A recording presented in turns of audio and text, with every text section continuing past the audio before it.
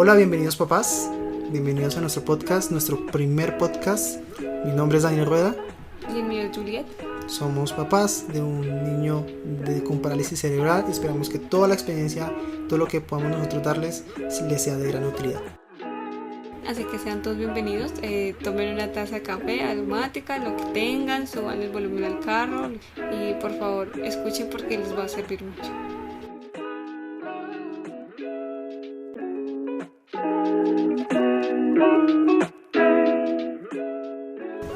Bueno, yo quiero que tú me cuentes de esa parte, como que tú estuviste ahí en la incubadora primero que yo, porque en general lo viste primero que yo, o sea, yo lo vi cuando nació, pero igual de ahí para allá. Cuando me llamaron, que ni siquiera dicen, creo que dijeron fue papá de Martín, algo así, no sé si es que te preguntaban el nombre a ti una vez, creo recordar que fue papá de Martín y yo me fui detrás de la enfermera y literalmente iba persiguiendo ya como una cosita de cristal que no era propiamente la incubadora. De hecho se me parecía hasta más seguro como salió Martín, porque si salió en su incubadora, todo protegido desde ese inicio. Tenía que hacerlo. Nunca lo vi de ese lado, o sea, sí sabía que estaba en riesgo y todo el cuento, pero nunca lo pensé como de ese lado de que era prematuro, que se iba para una UCI. No, nunca lo vi así, lo vi de hecho que lo cuidaron mucho. Entonces esa fue como mi perspectiva, ¿no? Cuando fui allá atrás no me dejaron entrar de una vez. De hecho me hicieron esperar digamos más o menos como 2 horas. Y me hicieron bajar a hacer todo el papeleo y cuando volví a subir me hicieron entrar. Y cuando entré, pues obviamente me hicieron bañarme las manos por asepsia. Y ya cuando entré, de hecho Martín era el primero, entonces yo no conocí muy bien la UCI. Cuando entré, él estaba ahí en la entradita. Literalmente son 3 pasos y ahí lo vi. Ok, o sea que cuando yo llegué ya lo habían cambiado de posición, porque el otro día que yo lo vi, él ya estaba en la primera fila de los niños más complicados. Sí, ahí no tenía ni idea, ¿cierto? No sabíamos. Estaba el escritorio del doctor y al frente de ese escritorio estaban los niños complejos, o sea, se veía por áreas. Sí. La UCI, entonces tú entrabas y a la derecha estaban los niños que estaban más complejos, al otro lado ya estaban como los cuidados básicos y los que estaban ya al pie de la puerta era porque duraban 1 o 2 días. Pero cuando llegamos con Martín estaba ahí de primeras. O sea, era el primerito ahí al lado del doctor. Una enfermera me dijo, ustedes jamás se fueron de UCI. Y generalmente siempre, hasta el último momento, nosotros nos quedamos ahí en la UCI, pero ya por puestos. O sea, en los más graves, ¿te acuerdas cuando ya saquemos a Martín? Que en la parte de atrás estaba la chica de aislamiento, sí, la nena de síndrome de Down. Pero ahí cuando ya llegamos ahí, era porque ya estábamos a un paso, pero todavía no. Yo pensé que nos iban a pasar a cuidados básicos y nunca nos pasaron a cuidados básicos. Sí, Martín siempre estuvo en UCI. De hecho, yo me acuerdo de Martín en 2 zonas. En la que te digo, cuando estaba recién entrado. Y como te digo, yo entré 2 pasos y me hicieron, literalmente me dijo, tóquelo. Y yo metí la mano en la incubadora y con la manito alcanzó a cogerme el dedo. Entonces, pues para mí fue tremendo. Pero yo cuando entré a eso que era UCI, para mí no era UCI. De hecho, yo cuando entré era como la zona de incubadoras. Para mí fue absolutamente normal. Yo no tenía ni idea que eso era cuidados intensivos. No, creo que nunca, a pesar de que en el letrero cuando tú entrabas decía UCI neonatal, nosotros nunca lo vimos como, siempre decía como la UCI, pero nunca, creo que después de 2 años vimos a dar cuenta que nuestro hijo en realidad estuvo tan mal y que por eso nos dijeron tantas cosas que hoy en día hasta ahora logramos entender, porque creo que en un momento eso uno no entiende, como hay papás que en algún momento tal vez dijeron como desistieron, nunca volvieron, porque cuando tú entras por primera vez a una UCI pues tú no ves nada grave, pero el hecho de que simplemente diga UCI, unidad de cuidados intensivos, quiere decir porque de verdad estamos colgando de un hilo. En últimas, pues nuestra ignorancia también fue nuestra virtud, no saber dónde estábamos, sí, nos ayudó a tener súper claro como que bueno, lo están cuidando un montón, pero tampoco es que nos dimos palo y dijimos, uy no, aquí no vamos a salir. Yo siempre dije como que algún día voy a ser yo la que esté dándole dulces a todos aquí los enfermeros y diciéndole gracias por sus servicios y no volvemos más. Creo que darse cuenta antes de esto, cuando estén pasando en una UCI, que su hijo está en una incubadora, lo importante es confiar en sí mismo, confiar en su hijo, pero sobre todo confiar en Dios de que van a salir de ahí, ¿sí? De que en algún momento ustedes van a cruzar esa puerta, de que en algún momento todo eso que les dijeron cosas, a veces van a decirles cosas muy feas como otras muy positivas, van a encontrar personas que lo van a aferrar a uno y le van a decir mira, se puede, como hay otros que definitivamente te van a decir, no, no hay. Cuando estuvimos en UCI vimos que de pronto en algún momento pude decaer y pude haber dicho, no, no vamos a salir. O no, tiene razón el doctor, esto no. Pero me ayudó mucho el hecho de no saber muchas cosas y no escuchar mucho al doctor, y que yo siempre estuve firme y decir, voy a salir de ahí. Y siempre lo estuve yo. A pesar de que vi muchas cosas, yo no. Dije, de aquí vamos a salir y algún día. Fue muy loco cuando nos dijeron que fuimos los primeros en llevarle un libro, ¿cierto? O sea, que no habían visto otros papás llevar un libro a un niño de incubadora y leerle un libro. Cuando el doctor nos dijo como... no, ni siquiera fue un doctor, fue una enfermera que estaba haciendo sus prácticas. Sí. No recuerdo el nombre ahorita, pero era una chica como de 19 años. ¿Te acuerdas de ella? No me acuerdo el nombre. Ella fue la que en algún momento me dijo como, tráele libros, háblale, cántale, que eso funciona mucho. Ella en algún momento cuando recién llegué me dijo, hace poco llegó un bebé así y ya salió. Entonces me dice, el tuyo puede salir también. Entonces Martín es un niño que se mueve mucho en la incubadora, Martín es un niño que se ve muy enérgico, entonces él va a salir. Ella me decía, va a salir, te va a costar, te invito, pero vas a salir. Y creo que por ella fue como que dijimos, oye, compremos un libro. Era el libro de los valores, que de hecho lo tenemos aún por ahí, ¿no? Sí, porque bueno, nosotros no estábamos todavía tan preparados para recibir a Martín, o sea, porque todo fue de sorpresa, fueron 8 días. No teníamos nada absolutamente, solo teníamos comprado como 3 bodies solamente. No, es que Martín se nos adelantó 2 meses. 2 meses y medio más o menos. Nos cogió fuera de base, ni siquiera pues para decir un baby shower o algo. Cuando me ingresaron a hospitalización fue que nos dimos cuenta como no tenemos nada para el bebé. Sí, pero una de tantas esas cosas que nos tocó comprar y que en definitiva hicimos caso fue en el libro, porque de verdad fue una buena herramienta para pasar el tiempo allá adentro, porque literal era de 9 de la mañana a 5 de la tarde y siempre estuve ahí. Entonces ese libro fue algo bonito porque yo le leía, creo que se lo alcanzé a leer como hasta 3 veces todo completo. Y le leía y él se emocionaba mucho cuando me escuchaba, entonces veía que funcionaba. También le cantaba, le hablaba de su papá, de la familia. Bueno, fue un momento muy bonito porque compartí mucho con él y más aún cuando ya me dejaron cangurearlo. Pude después de 19 días, casi 20, pude tocar a mi hijo, pude cargarlo, pudimos darle un abrazo, un beso, porque no habíamos podido haberlo hecho. Sí, pero esas jornadas eran súper extensas. ¿Desde qué horas estabas ahí hasta qué horas? Sí, era mi horario laboral, todos los días. Además de que no dormía, porque en realidad muy poco dormía, yo no sé por qué. Si ustedes me preguntan ahorita, yo no tengo ni idea, pero yo dormía solo 2 horas y ya me levantaba. Sí, y me ponía a hacer cualquier otra cosa y, mejor dicho, yo no sé.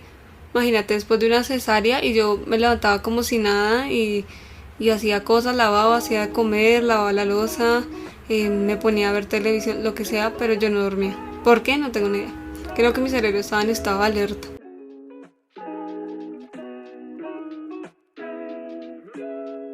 ¿Recuerdas que tú ibas y me llevabas y me dejabas a las 6 de la mañana?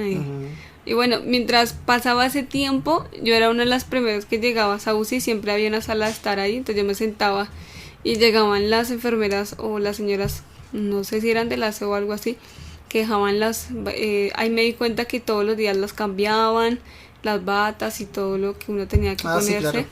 Porque uno cuando entraba, o sea, para que todos se den una idea, los papás nuevos que nos están escuchando, cuando tú entras a la zona de UCI y demás de incubadoras, hablemos así de zona de incubadoras, me parece un poquito mejor, sí, ¿no? Mejor. Entonces cuando tú entras a la zona de incubadoras, ahí hay unos casilleros, quizá cambian algunas clínicas, de hecho nosotros estuvimos en 2, entonces era muy similar, había un casillero o una zona donde tú ponías como tu ropa, pero te pasaban una bata. Incluso en San Ignacio nos pusieron una bata. Te ponen una bata, te haces ese lavado. Entonces, ¿qué pasa? Cuando tú volvías con la bata y la dejas en el casillero, las enfermeras todos los días te renovaban esa bata. Entonces yo ahí mientras me sentaba, me ponía a leer o miraba el celular y esperaba. ¿Luego no te dan ingreso una vez? O sea, ¿tú llegas a las 6 y no te dan ingreso? No, el ingreso para todos era a las 9 de la mañana. Es otro mundo, o sea, uno cuando llega un momento de la vida en que es tanta información que te quieren poner en la cabeza en el estado de tu hijo y demás, y más estando en zona de incubadoras, que literalmente nos distanciamos, ¿verdad? O sea, llegaban muchos momentos donde simplemente los únicos momentos en común que teníamos era como desde las 6 de la tarde o 7 de la noche hasta las 6 de la mañana del otro día, pero como que en la mente igual, seguía más preocupada en Martín que estarnos como comunicando. Entonces como que tú me contabas ciertas cosas, pero incluso yo creo que me contabas eso, pero yo no sé, o sea, mi memoria a corto plazo empezó a valer nada. O sea, literalmente... Literal, sí, porque la mía fue igual, Pues hay un estado de cosas, shock, algo así, ¿no? sí, había cosas que si tú me preguntas ahora también, yo no me acuerdo. O sea, literal no me acuerdo de todo lo que pasó con Martín, pero entre nosotros dos no, solo me Sí. acuerdo que una vez nos fuimos a cine y ya, ahí en Gran Estación, cuando Martín estaba en UCI y que fue unos días antes de salir. Sí, Es lo único que ya recuerdo, así habíamos que... como un poquito apaciguado como ese shock. Sin embargo, creo que fuimos, y yo no sé si a ti te pasó, no sé si lo hablamos de hecho. Hubo como un sentido de culpa en ese momento, como Sí. estoy acá, mi hijo no sé, o sea, yo no es que me haya podido concentrar mucho, pero no me acuerdo quién fue que nos aconsejó como, oiga, ya, sálganse un poquito de esa burbuja o de ese problema, dispersen un momento la mente y pues hagan algo diferente porque literalmente nos estamos volviendo locos.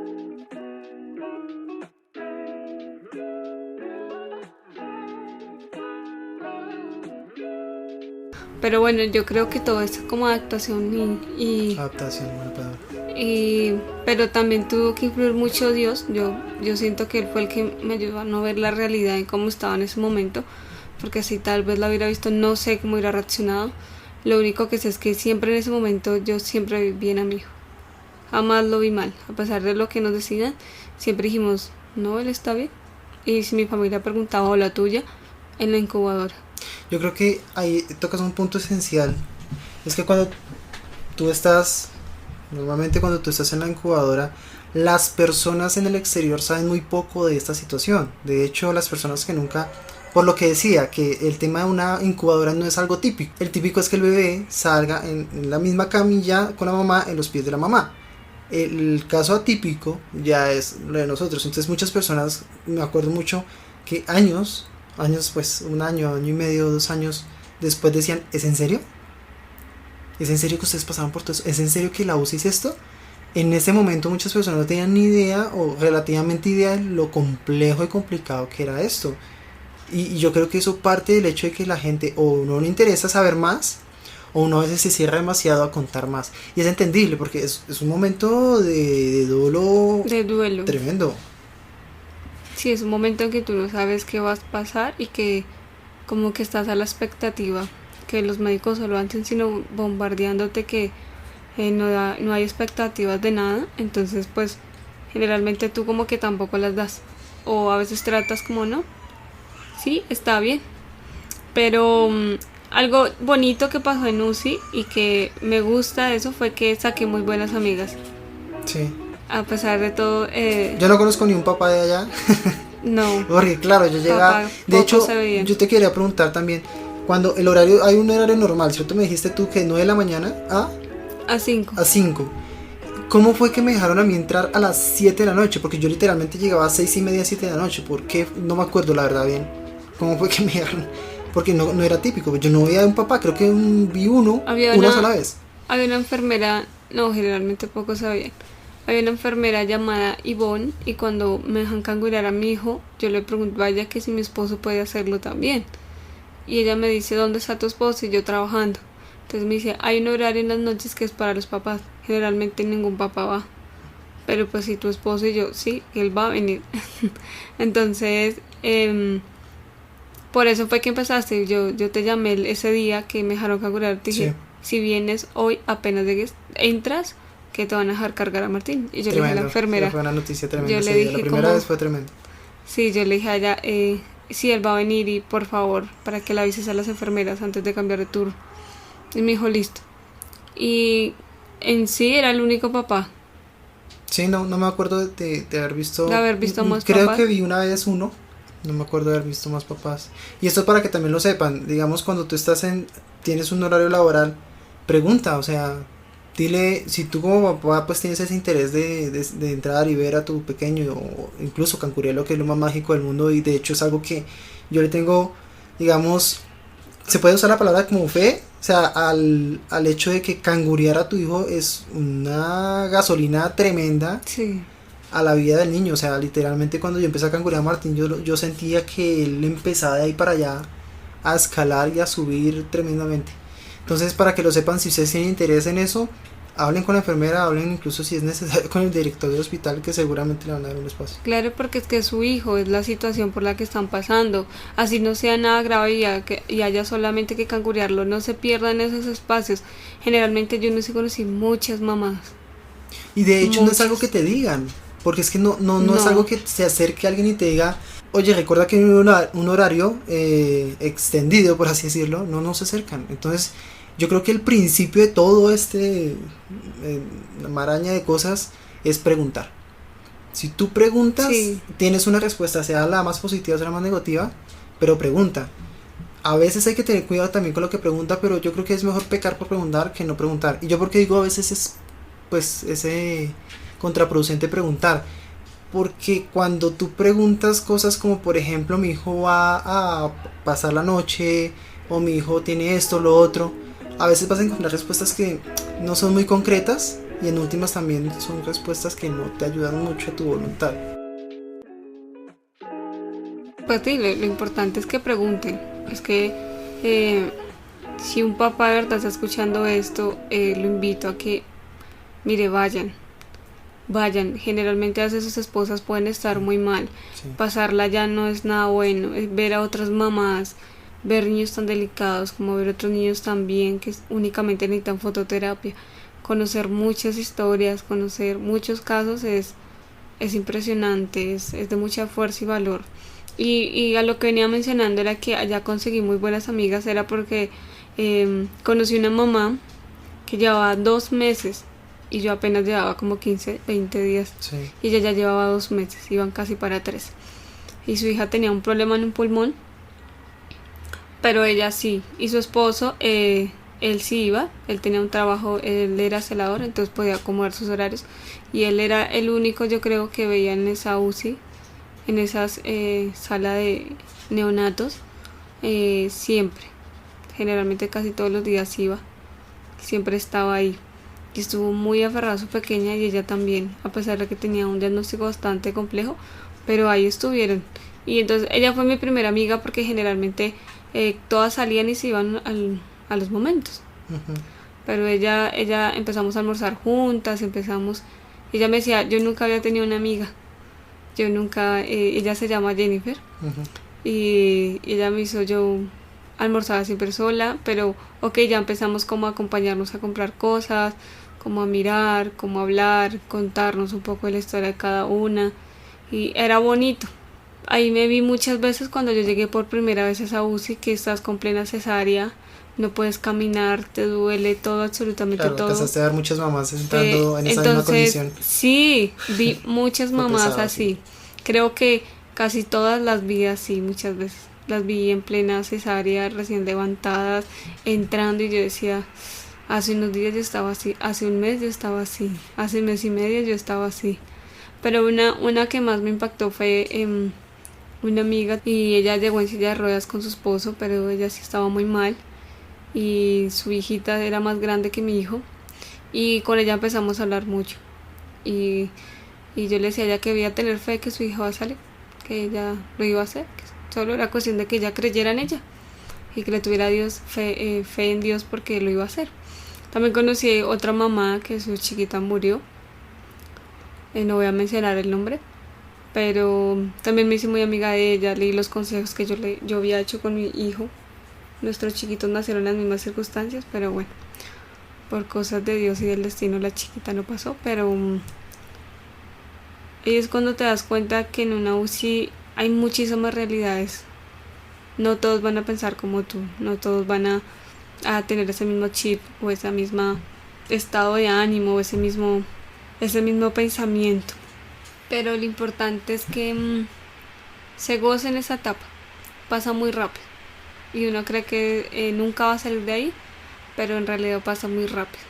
Pero ánimo, o sea, creo que estar ahí es una experiencia muy bonita, es una experiencia que tú dices, Única. sí, O sea, no, yo creo que la conexión que uno puede llegar a vivir en este instante es incluso más potente que en un instante normal. Porque aquí uno incluso alcanza a contemplar opciones incluso de no volverlo a ver.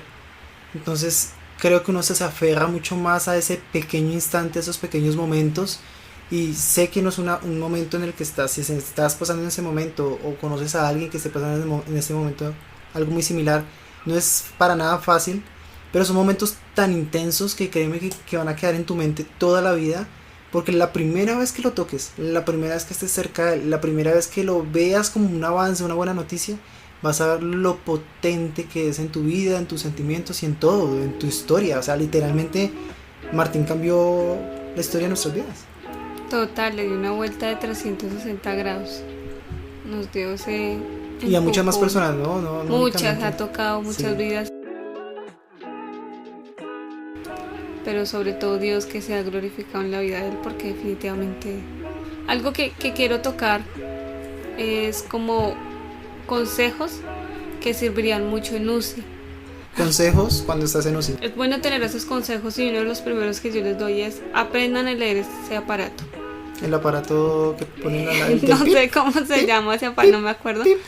Pero es el que mide los signos. Pip, pip. Incluso durmiendo, ¿no escuchaste esa aparato? Sí, creo que es importante porque en algún momento tú llegas y ves una cantidad de aparatos que tú no sabes para qué son o para qué sirven, y era que empezaba a mirar qué significa esto. Entonces salía a la hora del almuerzo y buscaba en mi celular en internet qué significaba el CO2. Entonces ya sabía que era la cantidad de oxígeno, o sea, era la saturación y era la cantidad de oxígeno en la sangre de mi hijo. Sí. Entonces por eso medían si estaba bien o no. Que había unos umbrales mínimos. Exactamente. Luego empecé a descubrir que los signos normales son como que tu hijo está en 89, 88, 90, ahí para arriba. Pero si empezaba a disminuir de esta manera tan rápido, era algo complejo y el aparato empezaba a pitar y era una cosa horrible porque es un aparato literalmente digital, sí, que muestra unas letras que creo que dice SPO2, que es la saturación de oxígeno en la sangre, y ese aparato te da una cifra, y normalmente la cifra, para no asustarse, 88 para arriba. Sí, porque yo me acuerdo muy bien, estos no somos doctores, eso sí no, es importante dejarlo claro, es con base en la experiencia, que literalmente cuando nosotros veíamos que era un 88 para arriba, estábamos tranquilos, pero sí es importante aprender. Si no confían en nosotros, yo igual se los estoy comiendo, porque es mejor como leer, investigar bien. Investiguen sobre todo eso. O preguntar a las enfermeras o médicos que estén ahí preguntar, también. La palabra clave de hoy es preguntar. Sí, eso es importante porque si en algún momento llega a pitar algo o tú ves que un bebé está pitando, usted entra en crisis. Claro. Usted mejor, y a veces pita porque simplemente el aparato está dañado. Sí. Porque nos pasó Pero igual, importante fue también en eso, nunca se minimizó nada, ¿no? Yo me acuerdo muy bien que en este tema el doctor cada vez que veía algo sino algo atípico, mínimamente atípico o mínimamente extraño, atacaba el problema. Entonces, en estos temas, minimizar algo es imposible. Cada signo de emergencia, cada cosa extraña que uno vea, lo mejor es como levantar la mano, ¿cierto? Sí, es hablar. Siempre infórmense. Otro segundo consejo que doy es pregunten. Que es, si mi hijo tiene, doctor, ¿cómo salió la ecografía del corazón? ¿Cómo salió la ecografía? ¿Qué quiere decir eso? No, pues dígame qué tengo que hacer. Creo que muchas veces nos pasó que nos decían muchos diagnósticos, nosotros sí, pero no sabíamos de qué eran o de qué se trataba, y nos pasó mucho cuando nos dijeron que nuestro hijo iba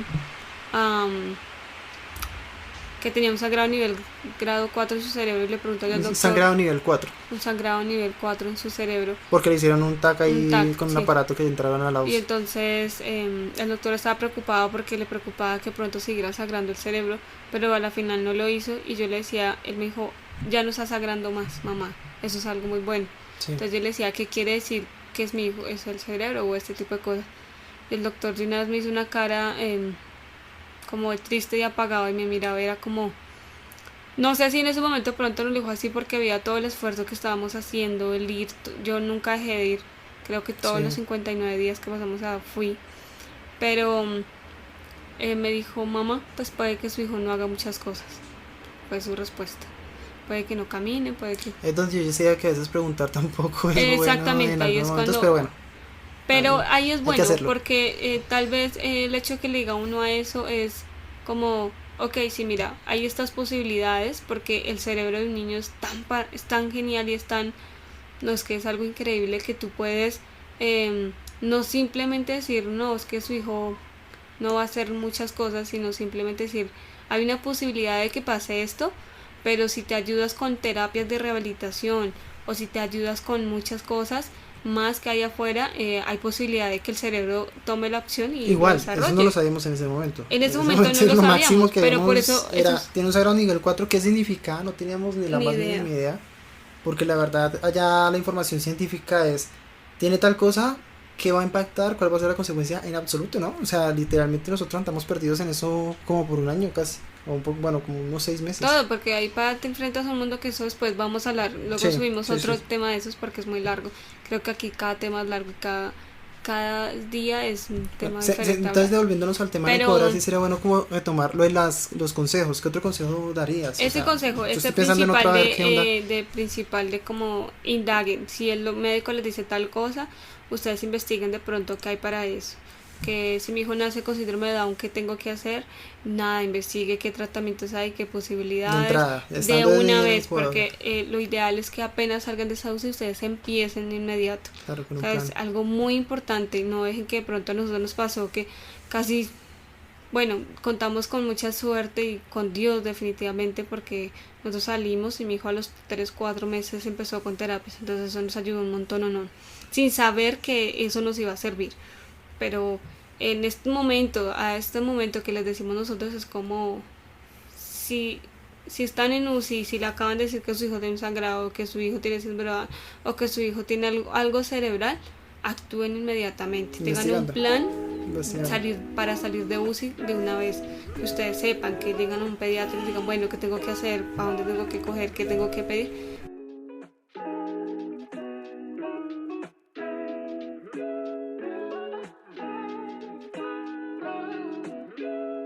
Yo a los papás le daría un consejo y es, si son de leer, cómprese 1 o 2 libros. Yo en UCI me alcancé a leer 2 libros. Porque literalmente cuando uno es papá y está la pareja normal, ¿no? El papá y la mamá, el papá es quien espera. El papá es quien se queda afuera. El papá es que le dicen no puede entrar normalmente porque pues a mí me pasó mucho. Entonces lo que yo recomiendo o mi sugerencia para los papás es cómprense 2 libros para que van a tener muchísimo tiempo y para que la cabeza no los carcoma y no se vuelvan, digamos, no aumenten su nivel de estrés, pues pueden pasar su tiempo leyendo o haciendo algo que les guste. No sé si ustedes tienen una consola de manito o algo así, no sé, me parece importantísimo que gasten su tiempo no en pensar, sino más bien como ocúpenlo en una lectura, un juego, no sé, que les pueda como ayudar a llevar un poquito ese estrés. Sí, otro consejo que doy es hablen mucho con su pareja. Es apóyense mutuamente, es un momento muy difícil y que tal vez cada quien busca coger por su lado, que fue lo que nos pasó en ese momento. Ujú.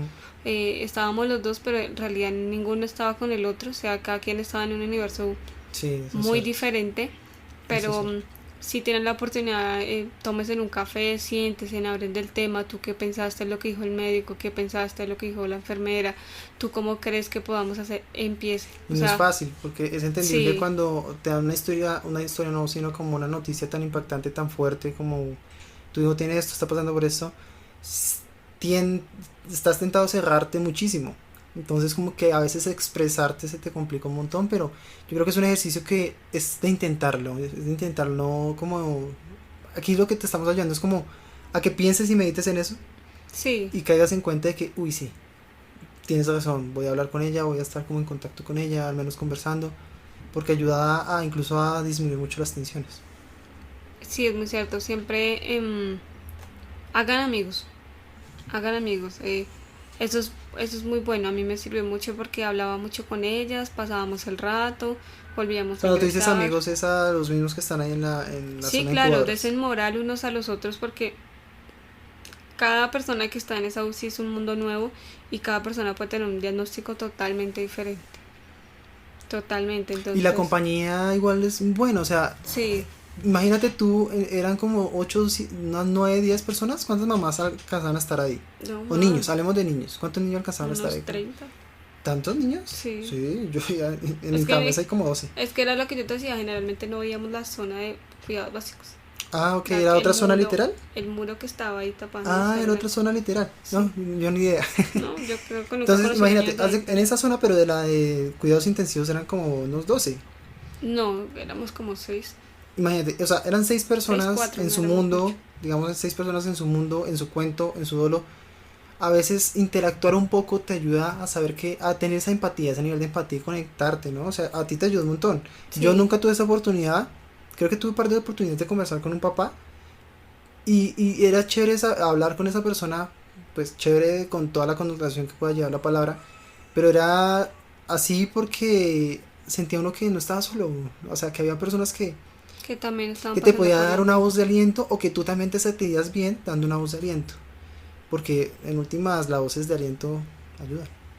Sí, yo creo que esos serían los consejos que podríamos darles en base a nuestra experiencia.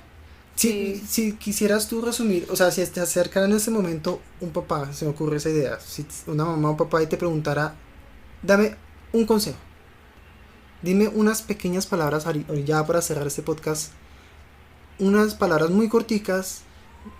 Haz de cuenta que vas con ella y te la encuentras en un pasillo. ¿Qué palabras le dirías?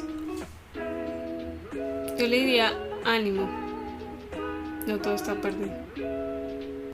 Tremendo. Y si me preguntaras a mí. Bueno, te preguntaste. Si me preguntaras a mí, ¿qué palabra sería? Pero a un papá. A un papá. A un papá, porque vemos este tema muy alejado y generalmente es. A veces los domingos será que veamos uno que otro papá, pero entre semanas generalmente y en la noche nunca los veamos. Y entonces me parece muy importante que el papá se empodere y ejerza su paternidad a pesar de todo lo que venga. Sí. Yo le diría, hey, ven, da esa milla extra. Sé que estás dando tu máximo esfuerzo, pero siempre ten conciencia de dar esa milla extra. Ve un poquito más allá. Entonces, nada, pues yo creo que ya podemos estar dejando acá ese primer podcast en cuanto al todo el rollo de la zona de incubadoras. Cualquier cosa, cualquier inquietud que tengan, nos escriben. Estaremos siempre atentos a @teamelguerrero. Ahí nos pueden escribir. Vamos a hacer una serie más de podcast. Pueden conectarse con nosotros y pues nada, ánimo, mucha fuerza, mucha voluntad y Dios está con ustedes día y noche. Sí, algo muy importante es como que siempre crean ustedes en su hijo, pero sobre todo crean en Dios, en que Él todo lo hace posible, ¿sí? A mí me gustaría también que nos pudieran comentar si alguno de ustedes ha vivido una experiencia en UCI, cómo la vivió, porque estamos contando de nuestro punto de vista como papás. Claro. Y sí me gustaría leer esas experiencias, porque es bueno ver qué otros consejos ustedes nos pueden dar, qué otros consejos le pueden dar a otros papás que están iniciando y que sería muy bueno, o sea, porque no es un tema que tú encuentres en internet muy fácilmente. Uh-huh. Y si lo encuentras es súper caótico. Súper valioso, entonces nada, los esperamos sí. En @teamelguerrero. Ese es nuestro Instagram, seguramente aquí en la descripción vamos a dejarlo y éxitos. Dios los bendiga. Sí, muchas gracias, nos vemos en una próxima ocasión. Chao.